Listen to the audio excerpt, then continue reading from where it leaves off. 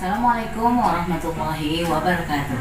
Nama saya Anita Irawati, saya mahasiswa Universitas Terbuka Palembang, Fakultas Kejuruan dan Ilmu Pendidikan, Program Studi Pendidikan Guru PAUD. Kali ini saya akan membuat video tentang media pembelajaran yang bisa mengembangkan sosial emosional anak. Video ini dibuat dalam rangka memenuhi tugas mata kuliah Metode Pengembangan Sosial Emosional dengan tutor Bapak Yopri Tanjung MPD. Berbicara mengenai sosial emosional pada anak itu sangat penting untuk dikembangkan. Terdapat beberapa hal mendasar yang mendorong pentingnya pengembangan sosial emosional tersebut.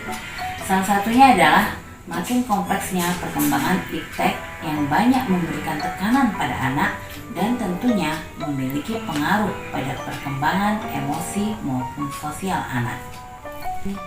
Oleh karena itu, diperlukan media atau alat pembelajaran untuk mengembangkan sosial emosional anak agar perilaku sosial dan emosi anak dapat terkendali dengan baik. Media apa saja yang dapat kita gunakan untuk mengembangkan sosial emosional anak? Tentunya banyak sekali. Misalnya dengan bernyanyi, bermain musik, bermain peran, bermain boneka tangan, bercerita, permainan gerak, dan lain sebagainya. Kali ini saya akan membahas 4 permainan yang dapat mengembangkan sosial emosional anak. Yang pertama adalah bermain peran atau role play dengan teman sebaya. Bermain peran atau role play adalah permainan yang dilakukan anak dengan cara memerankan tokoh-tokoh, memerankan hewan ataupun tumbuhan yang ada di sekitar. Dalam permainan ini, anak dapat mengembangkan kemampuan sosial emosionalnya. Anak dapat mengekspresikan berbagai macam emosinya tanpa takut, malu, ataupun ditolak oleh lingkungannya. Anak juga dapat mengeluarkan emosinya yang terpendam karena tekanan sosial. Dalam bermain peran, seorang anak dapat memainkan tokoh yang berwatak pemarah, baik hati, takut, ataupun penuh kasih. Dalam permainan role play ini, memungkinkan anak untuk mencicipi bagaimana rasanya menjadi orang dewasa. Misalnya, menjadi seorang ayah atau ibu, menjadi pekerja seperti seorang dokter, pilot, guru, tentara, polisi, dan sebagainya. Atau bisa juga berperan sebagai hewan buas seperti harimau, singa, ataupun hewan peliharaan seperti kucing, anjing. Dalam bermain peran ini, anak akan terdorong untuk menggunakan imajinasi dan emosinya untuk menjalankan peran yang diinginkan. Melalui permainan ini, anak bisa belajar tentang berbagai kondisi dan situasi yang pernah mereka lihat sehari-hari. Role play atau bermain peran memiliki beberapa kelebihan, yaitu mengasah imajinasi dan kreativitas anak, kemudian melatih komunikasi anak, belajar berempati pada orang lain, kemudian mengajarkan anak untuk menyelesaikan masalah dari skenario peran yang berbeda-beda, memutuskan siapa yang akan berakting sebagai siapa, misalkan si Dino sebagai polisi, Rudi sebagai pencuri. Dan yang terakhir kelebihannya, memberikan kesempatan untuk anak bernegosiasi dan bergiliran dalam bermain peran. Yang kedua adalah bermain boneka tangan atau hand puppet. Bermain boneka tangan merupakan salah satu permainan yang digemari anak-anak usia TK. Sebagian terapis telah menggunakan boneka tangan untuk terapi anak. Dengan permainan ini, anak-anak yang mengalami permasalahan emosi dapat terbantu. Cara memainkan boneka tangan sangat mudah. Pertama, memasukkan tangan ke dalam baju boneka, lalu kedua tangan harus lentur memainkan atau menggerakkan boneka. Yang kedua, jarak boneka tangan tidak terlalu dekat dengan mulut pencerita. Kemudian, antara gerakan boneka tangan dengan suara tokoh harus sinkron, menggunakan berbagai intonasi suara untuk dua tokoh yang berbeda. Nah, dalam bermain boneka tangan juga sebaiknya menggunakan musik untuk membuat cerita tersebut menjadi hidup. Lalu ketika bermain boneka tangan, kita harus melibatkan siswa atau anak didik kita dalam cerita dengan cara bertanya dan mereka menjawab pertanyaan. Kemudian kita juga bisa mengajak mereka untuk bernyanyi bersama-sama. Dalam permainan ini, permainan hand puppet, tentunya anak akan menjadi mudah untuk membuka komunikasi dengan orang tua atau guru atau teman mengenai cerita boneka tangannya. Itu artinya si anak sedang berlatih berdialog atau bertukar ide sehingga akan mengasah kemampuan sosial mereka. Karena melalui boneka tangan, ia belajar mengutarakan gagasan kepada orang lain, berinteraksi, dan berkomunikasi. Hal ini baik untuk perkembangan sosial emosional anak. Nah, dalam permainan HPP ini juga anak itu akan terlatih untuk berimajinasi dalam memainkan tokoh boneka tangannya dan mengekspresikan perasaannya. Boneka tangan juga bisa meningkatkan kepercayaan diri anak.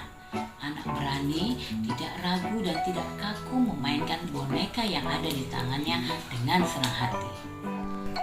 Permainan yang ketiga adalah bermain pasir dengan teman sebaya. Bagi anak usia dini, bermain pasir dan air memberikan ide untuk bekerja sama. Bermain pasir dapat menenangkan hati anak yang risau. Bermain pasir dapat menjadi sarana mengekspresikan perasaan dan pikiran anak. Nah, permainan yang keempat adalah permainan menggambar dan menebak ekspresi wajah. Salah satu cara untuk mengajarkan anak-anak mengenali dan mengekspresikan perasaannya dengan cara yang sehat, yaitu dengan menggambar dan menebak ekspresi wajah. Pertama-tama, kita guru bisa membagikan kertas. Nah, seperti ini. Kertas berwarna kepada anak dan meminta mereka untuk menggambar beragam ekspresi. Seperti ini ekspresi senang. Kemudian seperti ini ekspresi sedih. Yang ketiga ekspresi takut. Dan yang keempat ada ekspresi marah. Nah, jadi pertama kita berikan kertas kosong pada anak dan meminta anak untuk menggambar ekspresi wajah seperti ini. Nah, jika sudah selesai, anak menggambar di kertas berbagai ekspresi, kita minta mereka memasukkan ke dalam sebuah kotak. Lalu kita minta lagi anak untuk mengambil satu kertas. Kemudian kita minta kepada anak untuk mengekspresikan emosi yang tertera di kertas yang sudah mereka ambil. Nah, misalnya seperti ini, anak mengambil kertas yang wajahnya lagi marah. Maka kita minta kepada anak itu mengekspresikan wajah yang sedang marah. Nah, misalnya seperti ini. Lalu, jika anak dapat menebak emosi yang ada di gambar, kita guru dapat mengajukan pertanyaan kepada anak tentang apa penyebab emosi tersebut dan bagaimana solusi yang pantas diberikan jika seseorang mengalami hal tersebut. Nah, misalnya anak memilih kartu yang bergambar emosi tersenyum, artinya sedang bahagia. Kita tanya, kenapa gambar ini menunjukkan orang yang sedang bahagia? Apa sebabnya? Nah, kemungkinan anak menjawab, oh karena mereka mendapatkan hadiah, mereka mendapatkan juara, dan sebagainya. Nah, kelebihan permainan menggambar dan menebak ekspresi wajah ini adalah: satu, anak bisa berkomunikasi efektif. Yang kedua, anak bisa mengetahui perasaan lawan bicara dengan melihat ekspresi wajahnya. Yang ketiga, anak bisa membangun hubungan yang lebih baik dengan teman atau orang lain. Keempat, anak bisa menghindari konflik dengan melihat ekspresi wajah temannya. Misalnya, dia melihat wajah teman yang sedang marah, maka anak sebaiknya menghindari atau menjauh dari temannya agar tidak terjadi masalah yang lain. Kemudian yang kelima, anak bisa menyelesaikan konflik dengan temannya dikala melihat ekspresi wajah temannya yang sudah tenang. Ketika temannya menunjukkan ekspresi yang sudah tenang, anak mulai meminta maaf dan mengajak berkomunikasi dan bermain kembali dengan temannya. Demikianlah 4 permainan atau media pembelajaran yang bisa mengembangkan sosial emosional anak. Mudah-mudahan keempat permainan tadi bisa kita terapkan sehingga kita bisa membantu mengendalikan emosi dan sosial anak. Baiklah, demikian video saya kali ini. Mudah-mudahan bermanfaat untuk guru dan orang tua di rumah. Terima kasih atas perhatiannya. Wassalamualaikum warahmatullahi wabarakatuh.